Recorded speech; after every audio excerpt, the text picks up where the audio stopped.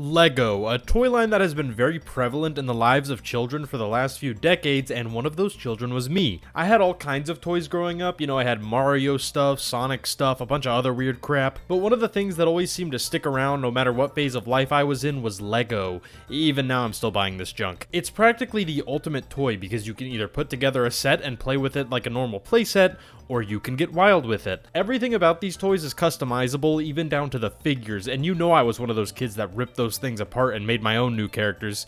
But you see, the toys aren't the only thing Lego has been doing. When you have a brand that big, you're definitely going to go out on some other ventures, and one of the biggest they ended up trying was video games. This works out for me amazingly because I happen to both really like Lego and also have a problem. I grew up with a few Lego games, honestly not nearly as many as I thought, but today I thought I would sort of take a look through some of these games to see what they have to offer and how they've changed over the years. Now, to be clear, I'm not covering every Lego game because I'm not a crazy person, and I'm sure there are other videos out there doing that, so I just narrowed it down to the ones that interested me, and trust me, we still have a pretty long list to go through here.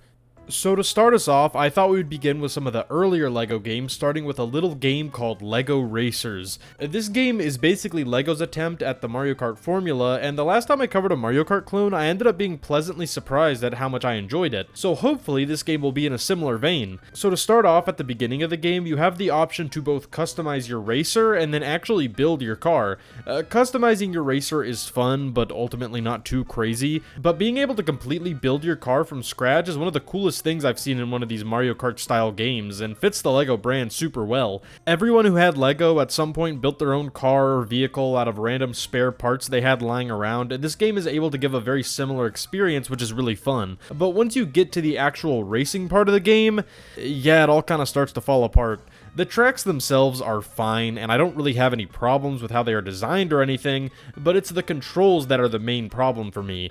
Driving simply does not feel very good, which isn't helped by the fact that drifting isn't really useful at all. Like, yeah, it can help you turn some tight corners every once in a while, but you don't get any sort of boost for maintaining a drift or anything like that, which is pretty much a staple of this genre. Doing the Grand Prix style mode against CPUs isn't really even that fun either, since it's set up like a lot of the old Mario Kart games where you have a single rival who basically just cheats the entire race. This worked fine enough in the Mario Kart games, but the rival in this game has a ginormous advantage, and it is really annoying to try and beat them. There is a pretty easy strategy to beating them, but once you figure it out, it almost makes it too easy in some races. Basically how the power-ups work in this game is the different color bricks give you specific powers, and then collecting white bricks allows you to upgrade that ability before you use it. This is honestly a cool idea until you realize that these items aren't really balanced much at all, and that just going for fully powered up green bricks the whole race gives you pretty much an instant win, since it's just a warp that either puts you really close to the front or in the front. This game has some really cool ideas with stuff like the car building,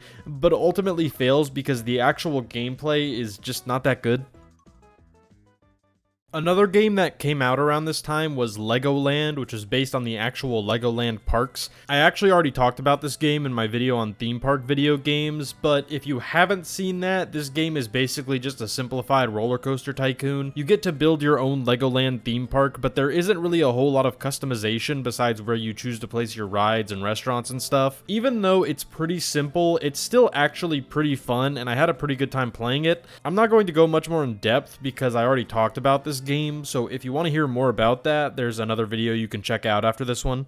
So when I started working on this video, I had full intentions of playing Lego Island since it was one of the first games they made, but I ultimately just couldn't get the game to work on my computer, which was a little bit of a bummer, but I was able to find an alternative with Lego Island 2 on the PS1. This game is pretty simple. You basically just wander around Lego Island, completing whatever objectives the game wants you to complete.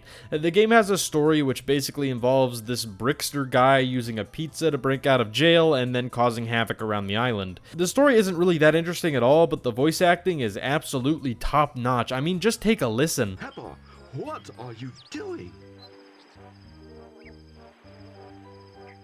My best. Since the game is mostly just you walking around and not really doing all that much, they did add in some mini games to spice things up every once in a while, and most of them do a pretty decent job of keeping things entertaining from what I've played.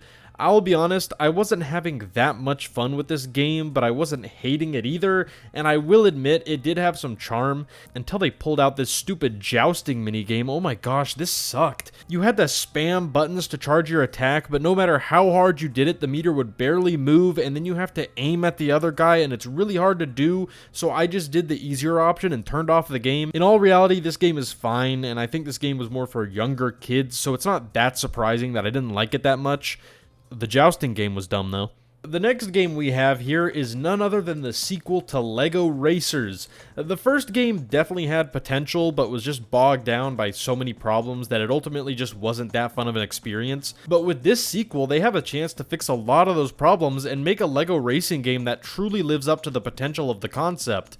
Too bad they didn't do that. To be completely honest, this game doesn't even really feel like a sequel to Lego Racers, but rather a Lego Island game with a lot of concepts from Lego Racers being used. Instead of just doing race after race like the first game, you instead have an open area you can drive around and do races and other side quests. The main problem I had with the last game was its controls, and literally none of that is fixed here, and honestly, I think it's worse than it was before. Turning feels really slow and weird, and whenever you go off-road, your car is constantly just sliding around. I think this is because the game wants me to upgrade my traction, but also my car is able to scale mountains, so I think my traction is pretty good. Another thing I don't like about this game is that since they spent all the budget making all of the open environments for you to drive around in, they didn't actually make any of the tracks, so the races are just on the island you're already on. They also made the items a lot more generic and like normal Mario Kart. And look, I know the system in the first game was super unbalanced and not always that great, but at least it had a cool idea, unlike this game, which doesn't really have any cool ideas. I didn't end up playing this game for long at all because, frankly, I was just getting bored and frustrated with it, so I really don't have that much more to say.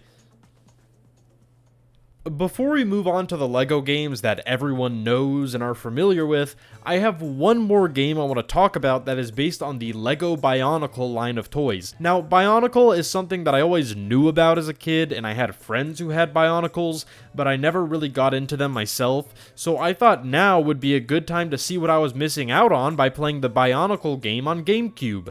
So this game is kind of like a 3D platformer where you're going around collecting things, except this time you're playing as these like tribal robot people. The main thing that sets this game apart is that instead of attacking things by jumping on them or hitting them with a weapon, you instead shoot these elemental attacks that you need energy to use. It's not hard to get energy back, but it does introduce a cool way to prevent you from just spamming attacks. You play as like a bunch of different characters in this game, but they all pretty much play the same, with the only thing really separating them just being whatever gimmick is in their level. I honestly found this game to be pretty good, especially compared to some of the other stuff I've played so far. It's far from amazing or anything, and sometimes I got a little bored, but overall, this game is decently fun and probably more enjoyable if you already like Bionicle and know the story and stuff. But for me, it's just a fine enough licensed game.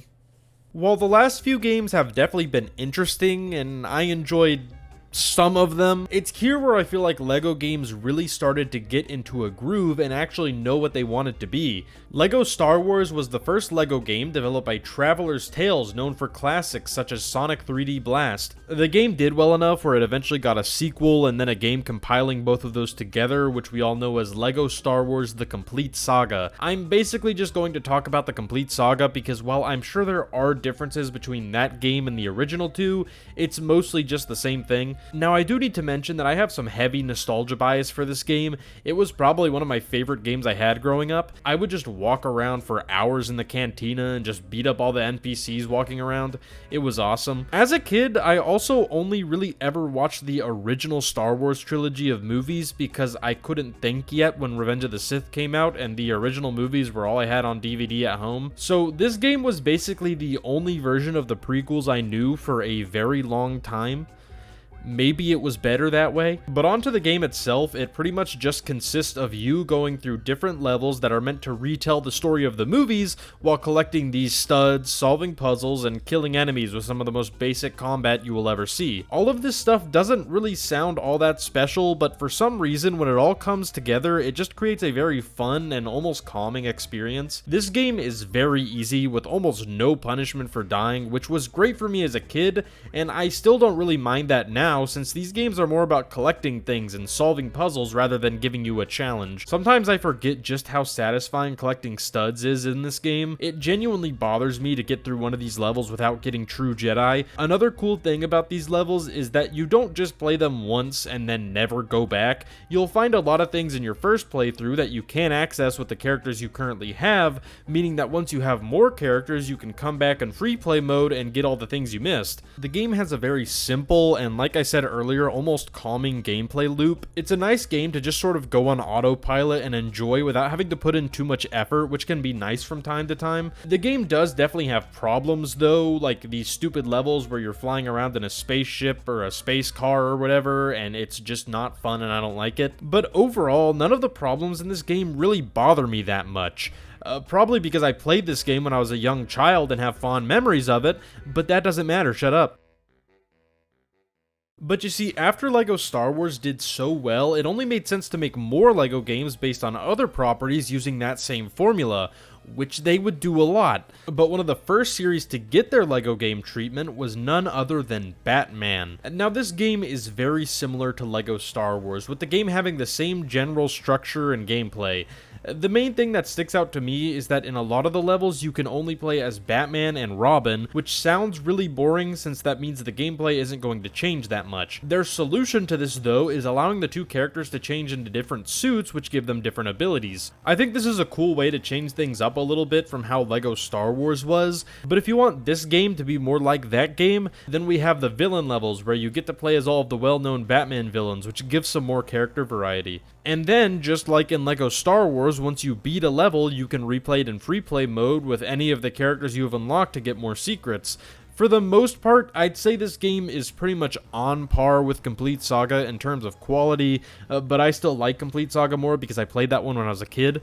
The one thing I will say that this game definitely does better than Complete Saga is the vehicle levels. Getting to drive the Batmobile is actually really fun and it all feels great to control. The main thing I noticed that kind of got annoying after a while is that despite this game being an original story, it uses music from the 1989 Batman movie, which is fine in itself. LEGO Star Wars also just used music from the movies, but I don't think there is nearly as much music from Batman as Star Wars, so a lot of the tracks just get reused over and over and over again, which can get slightly annoying.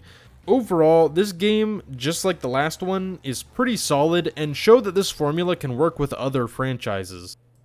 Since we are already talking about Batman, I thought we might as well keep the ball rolling by going ahead and taking a look at Lego Batman 2. Now, between this game and the last game, there were a decent amount of LEGO games released, meaning that they had some time to try and refine the formula a little bit, so I'm interested to see what improvements are made here over the first game. One of the first things you're going to notice is the presence of voice acting, which I think is the first sign of these games finally starting to get a bit of a higher budget.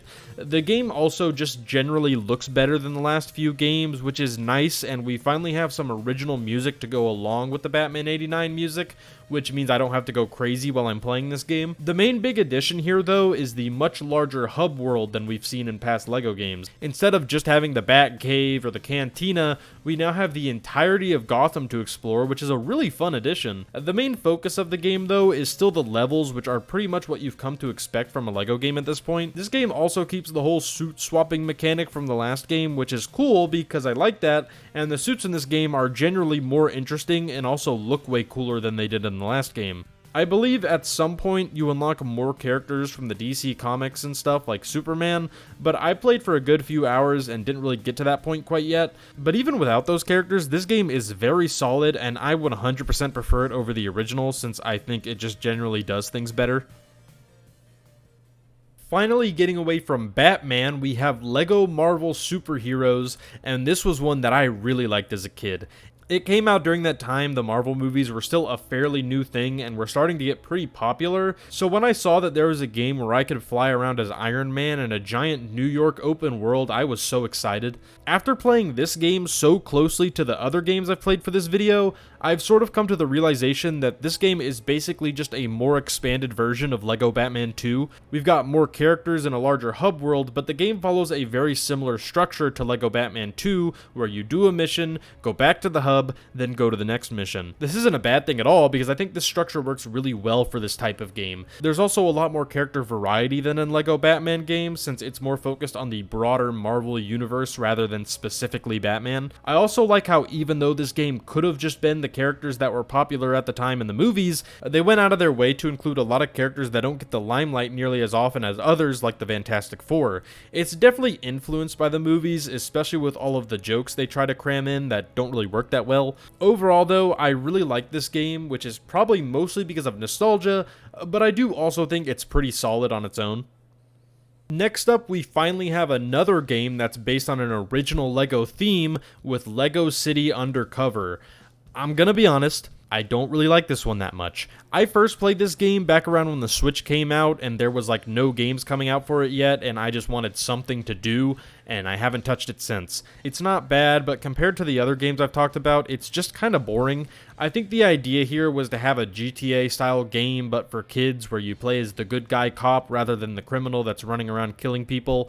It's a fine idea, but it's still made like a normal LEGO game, which are usually meant to have a bunch of different characters playable with all sorts of different abilities, but instead you just play as a guy who can drive around and put people in handcuffs. They have car chases and stuff, which sounds fun, but they're really just not that exciting since the driving doesn't feel very good, and they don't play any cool music or anything, so you're just sitting there in silence. What hit me? It's also just one of those games that takes a while to get going, and when you're not very interested in what's going on, it just kind of makes you want to stop playing. I didn't play this one for very long, so maybe it gets better, but I have beaten it before, and I don't remember any of it, which I don't think bodes well for the rest of the game. So LEGO has made a lot of games based on movies and comic books and all that stuff, but what happens when LEGO themselves make a movie?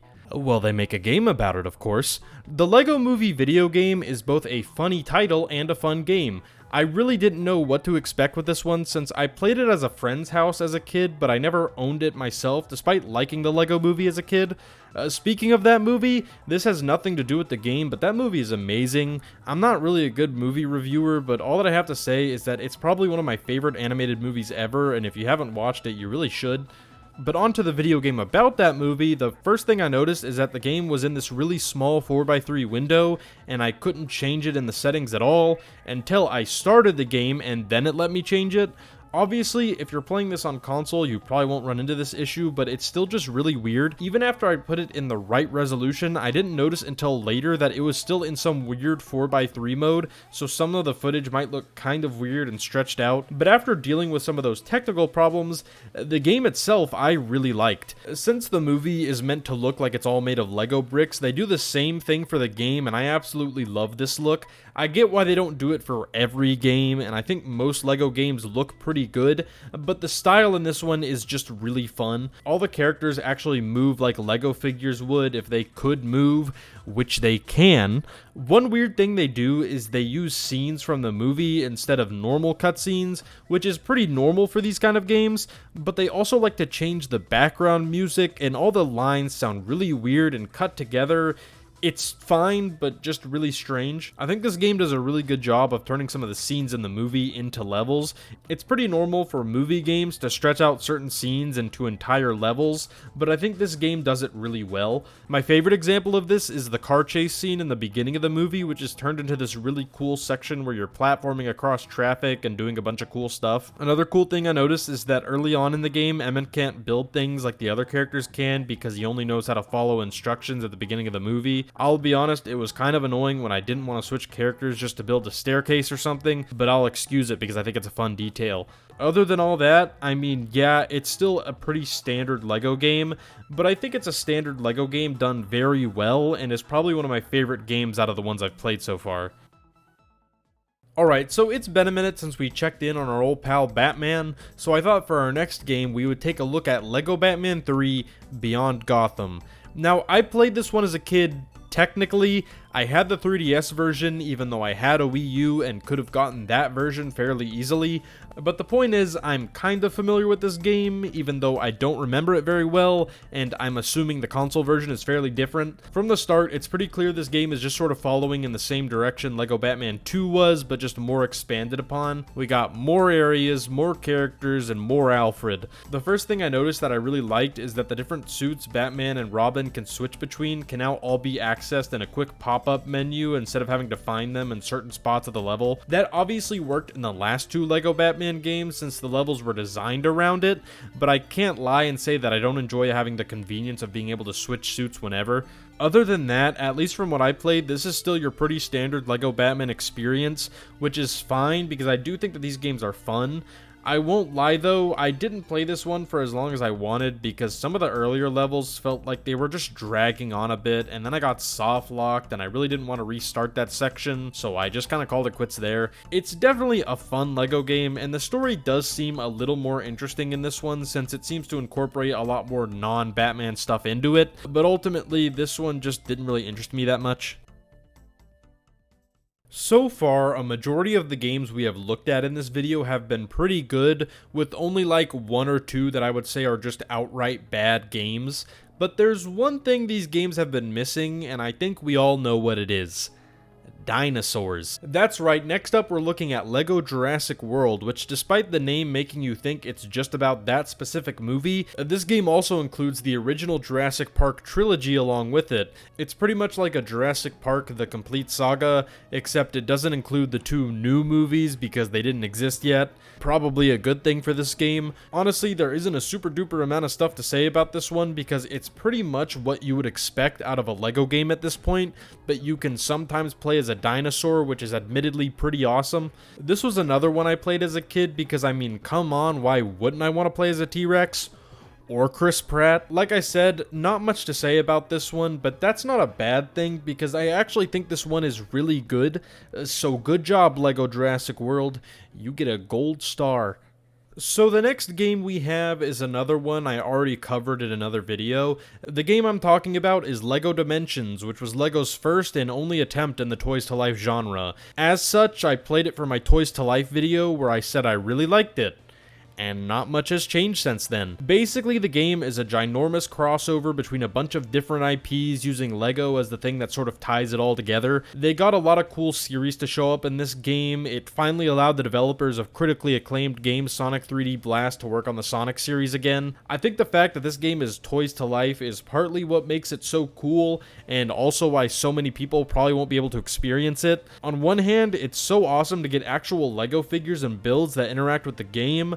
On the other hand, it costs a lot of money to get Lego figures and builds that interact with the game. Putting all that aside though, this really is a very good Lego game, and if you want to hear me talk about it more, you can go watch my Toys to Life video. But one thing I do want to say here is that I think it would be really cool if they re-released this game, but without all the Toys to Life stuff, and just make all of the characters unlockable in the game. I get that it might be kind of difficult to get all of the different companies to agree to this again, especially since Disney now owns some of the stuff in this game, but if they ever get a chance to do it, I think it would be really cool.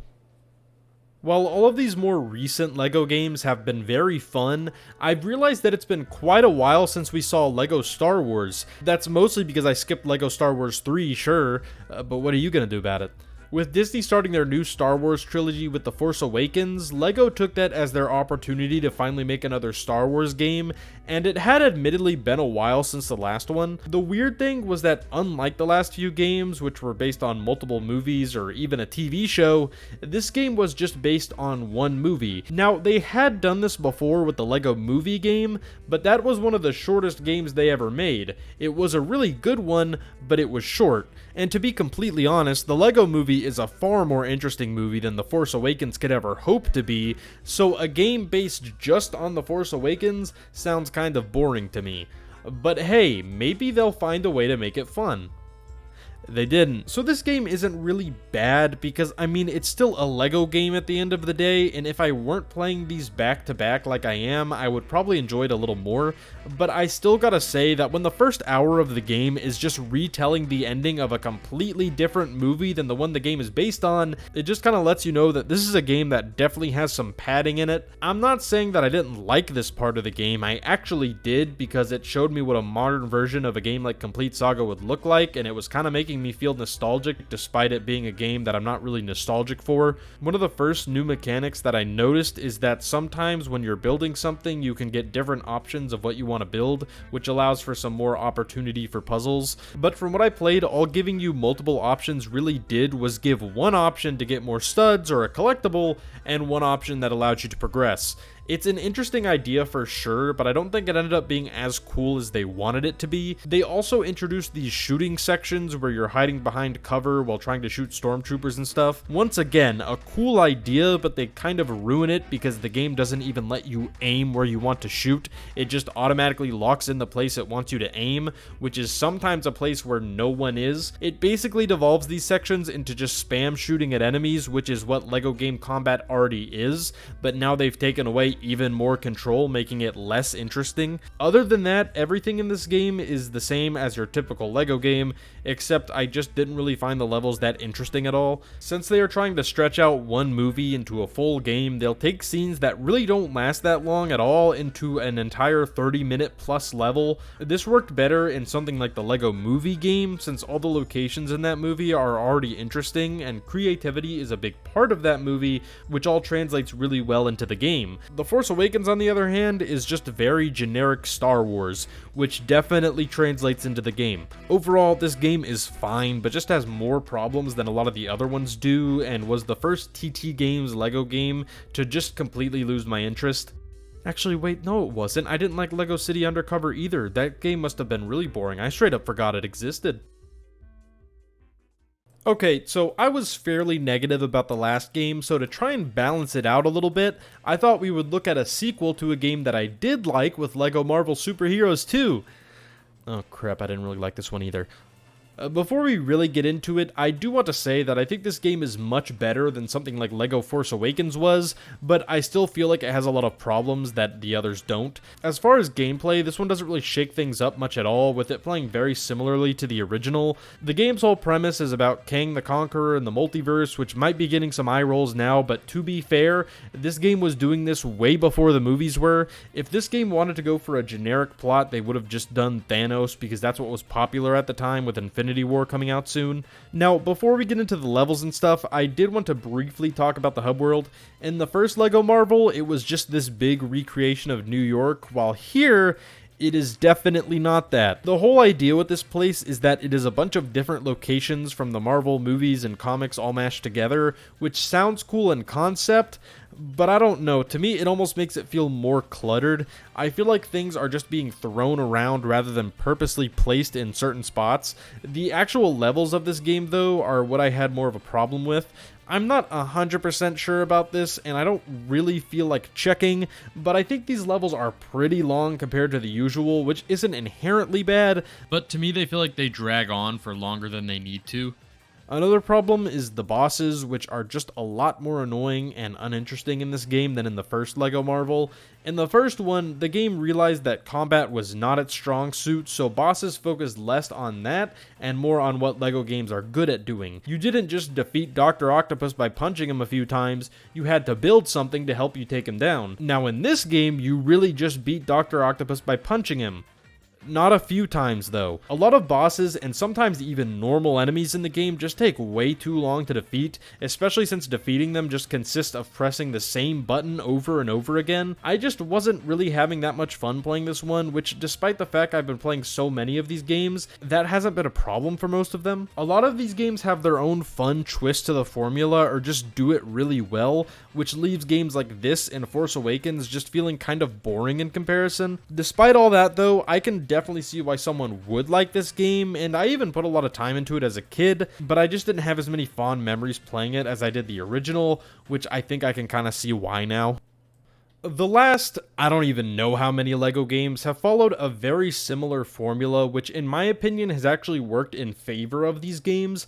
They all have things that make them stand out from each other, but at the end of the day, it's a pretty safe purchase because you know what you're getting yourself into. But I guess the developers wanted to try something a little different, and honestly, I can't blame them. Look at how many of these games they made. Lego Worlds is what they ended up coming up with, and this is one that I like, but I can't deny it has some issues. So what this game is honestly kind of hard to explain. I feel like the easy way to explain it is that it's the Lego response to Minecraft, but honestly, it's really not much like Minecraft aside from it's a game with auto-generated worlds where you can build whatever you want, but that's kind of where the similarities end. While in Minecraft, your goal is to survive and eventually defeat the Ender Dragon, or not do that since the game's pretty open-ended, the goal in Lego Worlds is to complete quests so you can get gold bricks to then unlock bigger worlds to get even more gold bricks so you can be a master builder, which as someone who put in the grind to get this title as a kid, I can tell you for sure that it means absolutely nothing. The gameplay loop of this game is very simple, but I think that's because this game's main focus is just giving you a big playground to just do whatever you want in. If you're someone who just likes to do what the game tells you to do, then no, this game probably won't be too appealing to you. But if you enjoy doing what the game asks you to do in a creative way, or just ignoring the objective altogether and doing your own thing, then you'll probably like this one a bit more. I'm of the opinion that it's a fun game with a really novel concept, but not really something I could see myself really wanting to play that often. I think one of my favorite things about this game is how, just like the Lego Movie game, everything in the game is made out of Lego bricks, which I think is just a really cool look that not enough of these games go for. This is definitely a cool little game and a nice diversion from the usual Lego formula, but not something I would really recommend unless it's on sale for a good price. Okay, so the last few games have been kinda iffy in terms of quality. Not bad, but not as good as some of the games from earlier in the video. But to counteract that a little bit, I thought we would take a look at what I think is one of the best Lego games in the entire video, Lego DC Supervillains. This is a game that just does the traditional Lego game formula without too many big gimmicks, but does it so well that I can't help but love it. So this game is sort of like a spin-off of the Lego Batman series, but instead of just focusing on Batman, it instead is about all the villains from the DC comics, which is a cool change up from the other games. It actually kind of reminds me of the villain levels from the first Lego Batman game. It's like if they made a whole game out of that concept. Another cool thing about this game is how it handles custom characters. Being able to make your own character in a Lego game has been a thing since some of the earliest entries, but this game actually makes your custom character one of the main characters in the plot. You can't give your character whatever powers you want right from the beginning, since that would be a little overpowered, but instead your character gains powers throughout the course of the game, which is something you usually don't see in Lego games, and I really like it. This game is genuinely one of the best in the video, so if you're going to play any of them, this is the one I would recommend the most. Next up, we have a sequel to the Lego Movie video game with the Lego Movie 2 video game. I really enjoyed the first one, even though it definitely had some problems, so I was excited to see where they would go in a sequel. In all honesty, I actually haven't seen the Lego Movie 2 because I just wasn't really all that interested in it. It's not a movie that I think really needed a sequel, and I also think that we already got a pretty good follow-up with the Lego Batman movie. Not saying that I think this movie's bad, I literally can't, I haven't seen it, but I guess I'm just saying that I'm honestly more interested in the tie-in game than I am the actual movie, which is really weird. I don't know why I'm like this. So I'm going to be honest, all I really wanted out of this game was another Lego game in the traditional formula, much like the first Lego Movie game, that still keeps what I liked about that first game, like everything being made out of bricks like the movie. So out of all those wishes, I got one of those things. So this game is not really what you would expect, like at all. I don't really know where to begin. I guess, do you remember Lego Worlds? It's kinda, sorta, a lot like that game, but also not like that game in a lot of ways. Like both the Lego Movie game and Lego Worlds, the game's worlds are all made out of actual Lego bricks, which I really enjoy, but my problem with the game is that you don't really have any traditional Lego levels, but instead the quest system, also from Lego Worlds. The main difference here, though, is that I don't think the worlds are randomly generated in this game. Definitely fact check me on that, though, because I could totally be lying.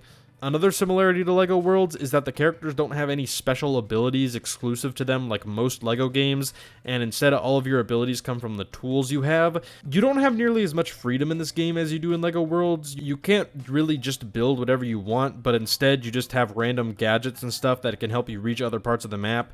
It's all just fine, really. I don't hate it, but I would also much prefer a traditional Lego game. The biggest problem with the game is that all of the characters are unlocked through like these loot crates, which is already crappy enough, but it makes it even worse that they literally don't do anything but look different. It's a meh game and a really bad sequel. After the Lego Movie 2 game, TT Games started to go a little quiet, which is definitely weird for the studio who usually pumps out like 3 games a year to do, but as we would come to find out, this was because they were working on something pretty big with Lego Star Wars The Skywalker Saga. Now this game got a lot of people excited because it was basically a follow-up to one of the most iconic Lego games ever made, and as such, the expectations for this game were extremely unrealistic. Look, I love the complete saga and have tons of nostalgia for it, but in all actuality, it's not a perfect game and still has a lot of problems.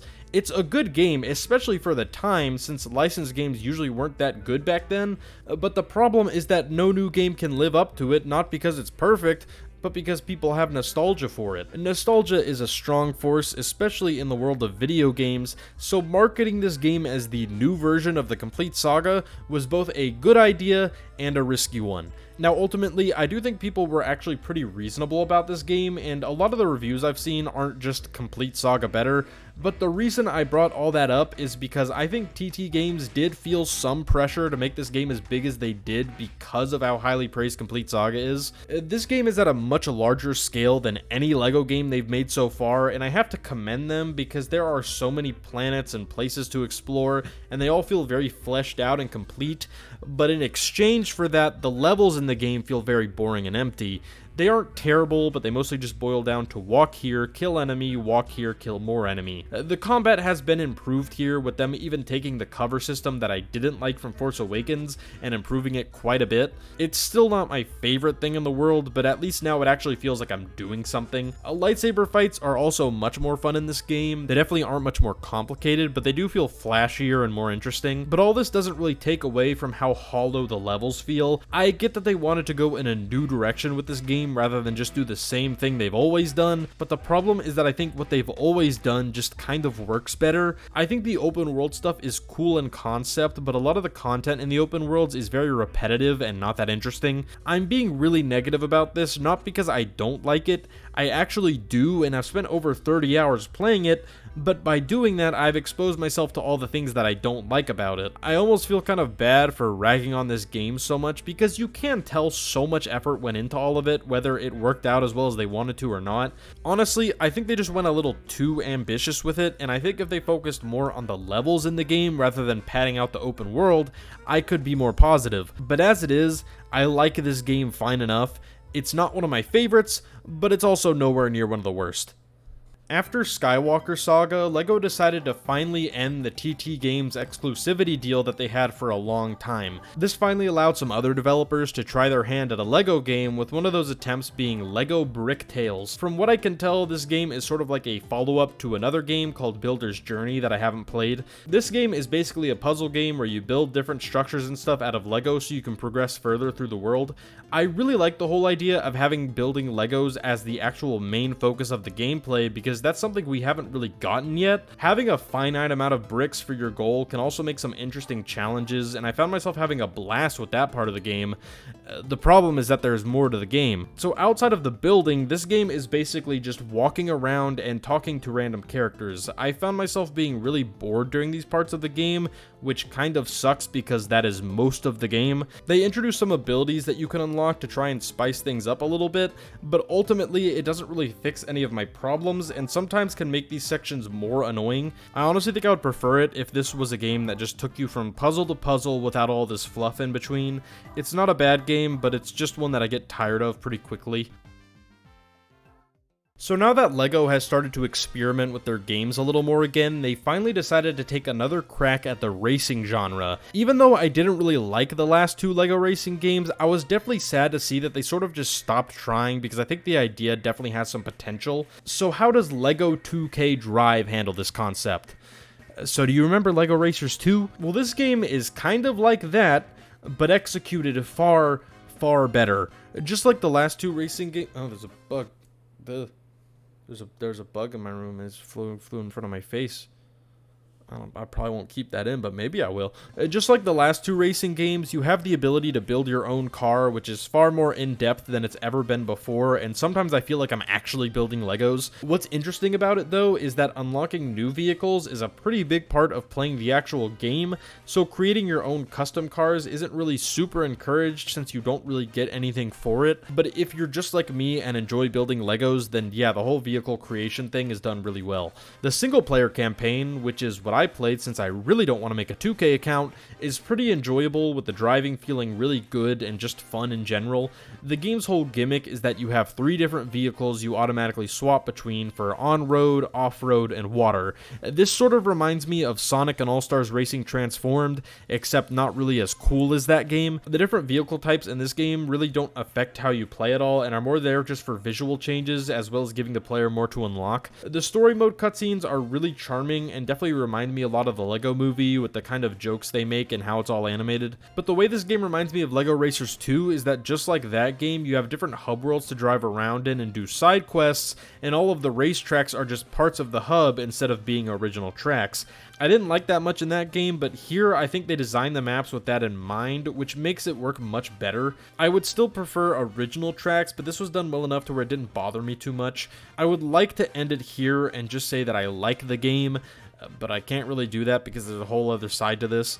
So this is one of those games that really, really wants your money. We have things like battle passes, super overpriced in-game currency, and like 3 different versions of the game, with one of them costing like $90, which is just way too much for this game. Luckily, I got this game on sale and didn't really interact with any of the online stuff, which meant that none of this stuff invaded my experience too much, but it really just sucks that it's here. I get it, 2K are the basketball guys and they've been doing this stuff for years, but it just sucks even more when they're doing it to a game that clearly had talented people working on it, along with it being attached to a brand that is very marketed towards children who don't understand that they shouldn't be paying $50 for virtual Lego coins. I do like this game, and if you enjoy these kinds of racing games and find it on sale for cheap enough, I would recommend it, but I just don't like some of the crap they have in there.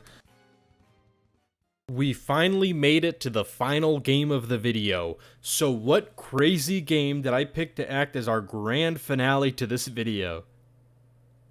Fortnite. This is a game that I have a decent amount of experience with because I was in middle school when it got popular, and I mean, you don't want to be the kid who's lame and doesn't play Fortnite, do you? I've played it a little bit since then, but in all honesty, it's just not really a game that I can get into for very long. But back at the end of last year, they added a new mode called Lego Fortnite, which is why we're here right now.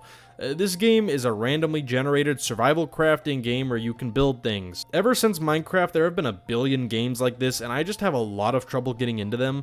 I played this one for a while when it came out, but it just didn't really hook me. The building, while cool, is very limited and doesn't really allow for much creativity, and mostly just wants you to place the right part in the right place. This game is also super grindy, and all of the tools you make will break in a matter of seconds, meaning you have to waste so much time getting materials.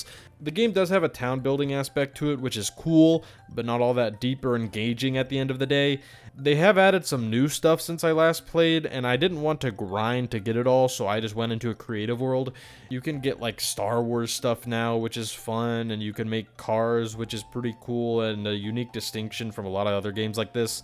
Honestly, this game is pretty solid, especially for a free add-on to a free game, but I think it's just a little too grindy, and there isn't really much of an end goal for putting in all that work. This game is honestly just more of a time waster than anything else, and I will say the experience is much better with friends, where you can split up the workload and mess around a little bit more, but overall, it's just fine. So those were the LEGO games I wanted to cover in this video. This is the longest video I've ever made, and I didn't even talk about everything, so I guess this is a topic I cared about more than I thought. I genuinely had a lot of fun playing these games, which I did not expect at all. I thought that after I played like 5, I would start to get tired of them, but I didn't, and I've even been playing these games in my free time for fun. The sad thing about all this is that at least right now, the future of TT Games is a little uncertain. It's totally possible that they are just working on another project, but with the exclusivity deal gone, I'm a little worried that the traditional Lego game is sort of on its way out. I'm glad more developers are getting to work on the brand though, and that Lego Horizons game looks interesting. If I ever make a follow-up to this video, I'll probably include that one. I'm gonna go now because this was a long video and I'm tired and I can't think of a joke to end this video on. Bye.